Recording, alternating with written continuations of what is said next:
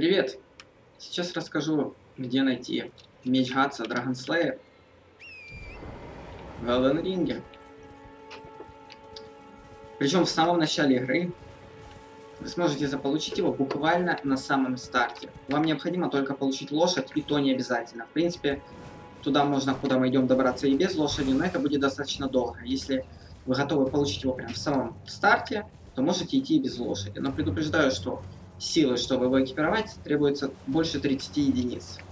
И очень много веса свободного. Так что, даже если вы сможете его экипировать, вам придется бегать голышом из-за перегрузки. Вам нужно отправиться вот в этот храм и убить здесь крыс. Для того, чтобы активировать проход, который сейчас закрыт, как вы видите.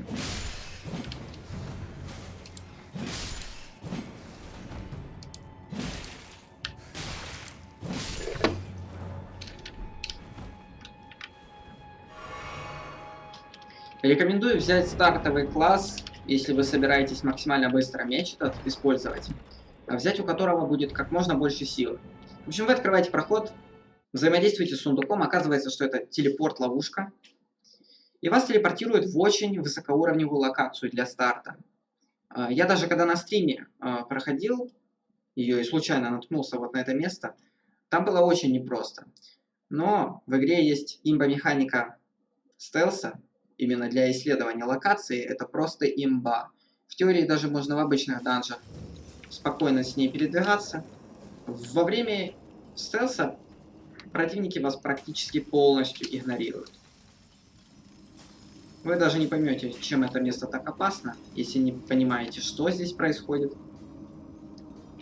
Все, что вам нужно, это войти в скрытность и пробежать до вот этой благодати и активировать ее, чтобы обезопасить свой дальнейший путь. Я не буду возле нее сидеть, потому что я понимаю, куда я иду, и что мне ничего не угрожает.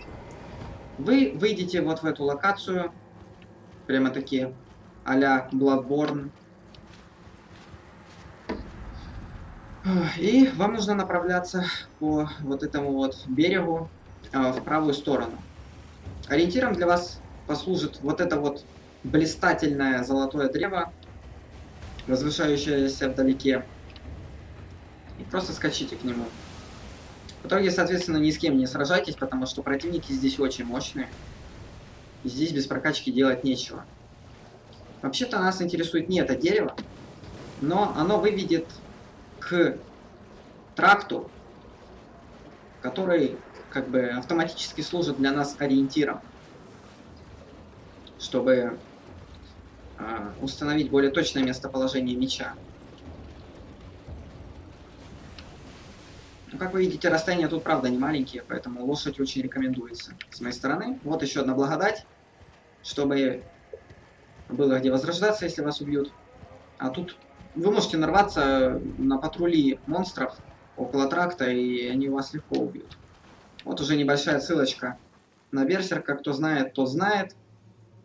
Мечи тоже достаточно похожие.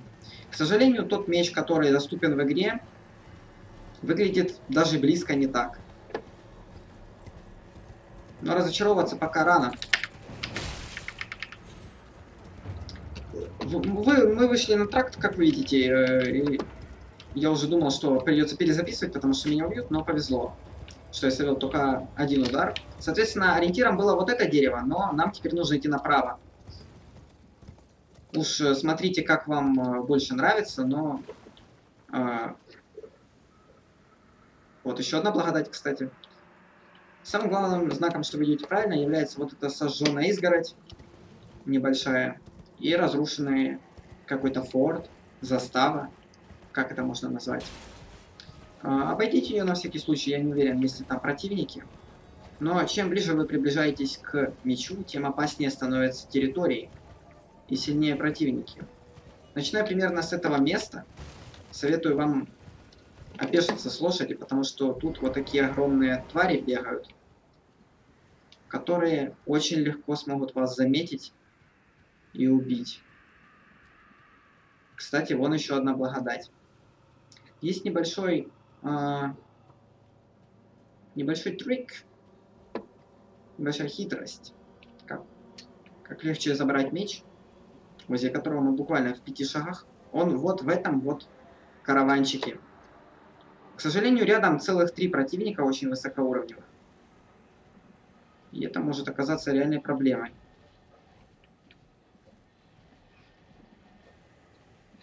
Ну, посмотрим. Возможно, удастся его забрать.